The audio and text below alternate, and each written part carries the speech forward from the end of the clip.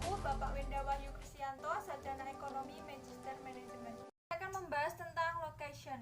Ada beberapa variabel yang mempengaruhi lokasi usaha limbah plastik, antara lain yang pertama variabel utama atau primer.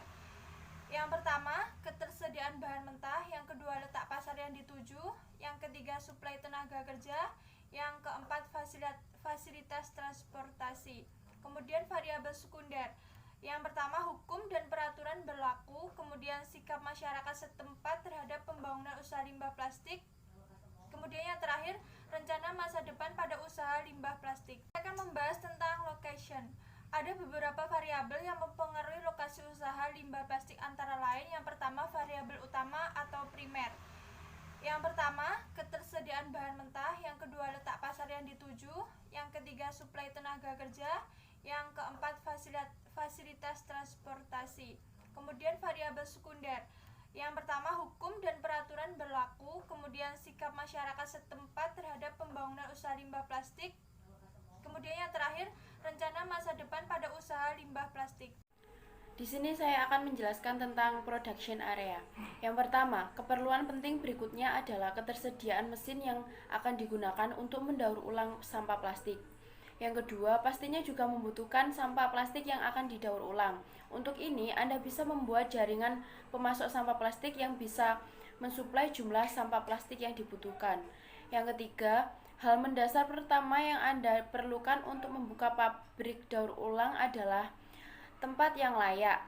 Setidaknya harus ada area yang cukup luas untuk menyimpan semua limbah, produk dari limbah, dan juga peralatan produksi. Selanjutnya yaitu tools dan teknologi. Pemilihan alat dan teknologi sangat penting dalam melakukan pembangunan usaha. Patokan umum pemilihan teknologi adalah seberapa jauh derajat mekanisme diinginkan dan manfaat ekonomi yang diharapkan. Kriteria lain sebagai berikut. Yang pertama, ketetapan jenis teknologi yang dipilih dengan bahan mentah yang digunakan. Yang kedua, keberhasilan penggunaan teknologi tersebut. Yang ketiga, memungkinkan adanya teknologi lanjutan. Berikutnya yaitu layout. Layout merupakan keseluruhan proses penentuan bentuk dan penempatan fasilitas-fasilitas yang dimiliki suatu perusahaan. Sebelum memulai membangun usaha limbah plastik, ada dua tipe utama dari layout pabrik. Yang pertama yaitu layout fungsional, yang kedua layout produk. Kriteria yang perlu untuk mengevaluasi layout yang pertama yaitu adanya konsistensi dengan teknologi produksi pada usaha limbah plastik. Yang kedua, adanya arus produk dalam proses yang lancar dari proses satu ke proses yang lain. Yang ketiga, penggunaan ruang yang optimal. Yang keempat, meminimalisasi biaya produksi dan jaminan untuk keselamatan kerja.